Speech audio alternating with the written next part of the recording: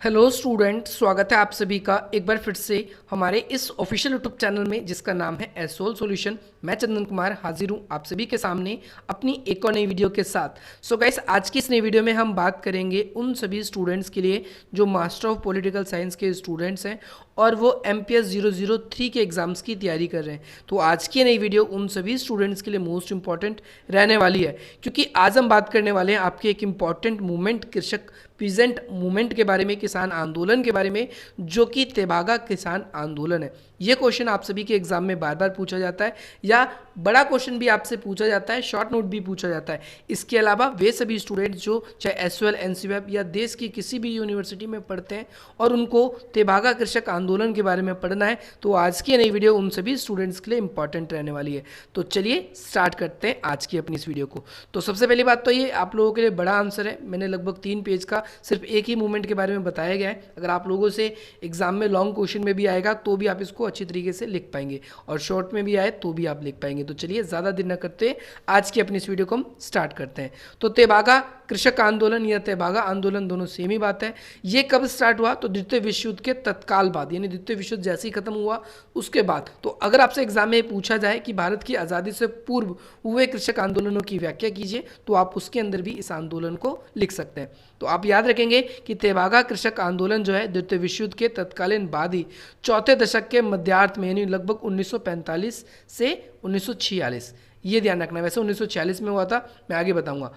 इसमें स्टार्ट हुआ, और ये अगर आप देखेंगे तो भारत के 2 प्रमुख अब तक जो किसान आंदोलन हुए उनमें से एक तेभागा कृषक आंदोलन ही है। सबसे में शुरू हुआ और इसने धीरे धीरे पूर्वी बंगाल में, कहाँ पर, दिनाजपुर और रंगपुर, साथ साथ पश्चिमी बंगाल में या पश्चिम बंगाल में आपका जलपाईगुड़ी और मालदा जिले, इन क्षेत्रों तक भी ये आंदोलन फैल गया था। यानी अगर आप देखेंगे स्टूडेंट्स नाउ यहाँ पर आप समझेंगे कि ये आंदोलन अगर आप देखेंगे तो जो जोतदार है, जोतदार के खिलाफ हुआ था। जोतदार के खिलाफ कैसे हुआ, पहले आप ये समझिए। ये जोतदार का मतलब क्या होता है ये समझिए कि जोतदार ना पूरी तरीके से ज़मींदार होते हैं, ना पूरी तरीके से किसान होते हैं। ये बिचौलिए लोग होते हैं। हम कह सकते हैं कि ये धनी किसान होते हैं। ये खुद अपनी ज़मीनों पर खेती नहीं करते बल्कि करवाते हैं, और ये अपनी भूमि को किराए पर देते हैं और अपनी खेती, अपनी जो भी ज़मीन है उसको जुतवाते हैं। तो इन्होंने क्या किया कि भैया जिस भी ज़मींदार, जिस भी किसान को हम अपनी ज़मीन देंगे, उनसे जुताई करने के लिए, उनसे हम क्या करेंगे, यानी खेत में काम करने के लिए देंगे, उससे 1/3 हिस्सा ही उसे देंगे, यानी 75% जो है वो हम खुद रखेंगे। तो ये कितनी ज़्यादा नाइंसाफ़ी है कि भाई अगर कोई किसान आपकी ज़मीन पर काम कर रहा है, अगर वो 100 किलो अनाज उगा रहा है, वो पूरी मेहनत खुद कर रहा है, तो आप उसे सिर्फ 25% अनाज ही दे रहे हो। तो बहुत ही ज़्यादा अत्याचार है, इसीलिए इस आंदोलन को किया गया। दूसरी चीज़, इन मांगों को मद्देनजर रखते हुए क्रांतिकारी आंदोलन, पूरा माहौल तैयार हो गया, क्रांतिकारी आंदोलन स्टार्ट हुए। किसान सभाओं ने जानबूझकर इस, देखो धीरे धीरे किसानों ने अपनी सभाएं करनी शुरू कर दी कि भैया ये तो जोतदार बहुत ज़्यादा अत्याचार कर रहे हैं। तो इन्होंने अपने जो सभाएं उनको आयोजन करना शुरू कर दिया। और अतः आंदोलन में पहले तो इसमें कांग्रेस पार्टी का इंटरेस्ट था, कांग्रेस पार्टी इसके अंदर शामिल हुई इस आंदोलन में। बाद में गांधीवादी विचारधारा से ये भिन्न थी। कांग्रेस पार्टी शामिल तो थी, लेकिन ये थोड़े से हिंसक भी थे। गांधीवादी विचारधारा की ये नहीं थी, शांति प्रिय ये आंदोलन नहीं था, आप लोगों को ध्यान रखना है। और यही रीज़न था कि आगे चल के जो कांग्रेस पार्टी है इससे थोड़ी सी हट भी जाती है और आगे कम्युनिस्ट पार्टी इसमें अपना इंटरेस्ट लेती है। मैं आगे बताऊंगा आप लोगों को। किसानों द्वारा जोती जाने वाली भूमि का अधिकतर हिस्सा जो है जोतदार ही हड़प लेते थे, जैसा कि मैंने बताया। और इसके साथ साथ जो महाजन, साहूकार, यानी जो भी किसान उनसे कर्ज लेकर अपने खेतों को जोतते थे या बीज की इकट्ठा करते थे, सिंचाई की व्यवस्था करते थे, उनके लिए वो भी कृषकों का बहुत ज़्यादा शोषण कर रहे थे। उन्होंने भी ब्याज की दरें बहुत ज़्यादा बढ़ा रखी थी। इससे हम देखते हैं ये आंदोलन पूरे के पूरे ग्रामीण इलाकों में, जनसंख्या जो ग्रामीण इलाकों का जनसंख्या वो इसमें शामिल था। और कहा जाता है कि 1943 में बंगाल में सूखे के कारण जो किसान थे बंगाल के, उनकी दशा जो है और ज़्यादा खराब हो गई, दयनीय हो गई। और अकाल की वजह से उन्होंने, अगर हम देखें तो लगभग 3.5 मिलियन किसान ऐसे थे जिनकी अकाल की वजह से जान चली गई थी। इतनी बुरी स्थिति हो गई थी। इस आंदोलन के माध्यम से किसानों ने अपनी मांग को दुनिया के सामने रखा, सरकार के सामने रखा, ज़मींदारों के सामने रखा, परंतु इसमें साझेदारी और आगे चल के जो है बरगादर, ये बरगादर जो आपके सामने लिखा आ रहा है, ये किसानों का एक समुदाय है। साझेदारी भी किसानों का ही समुदाय है।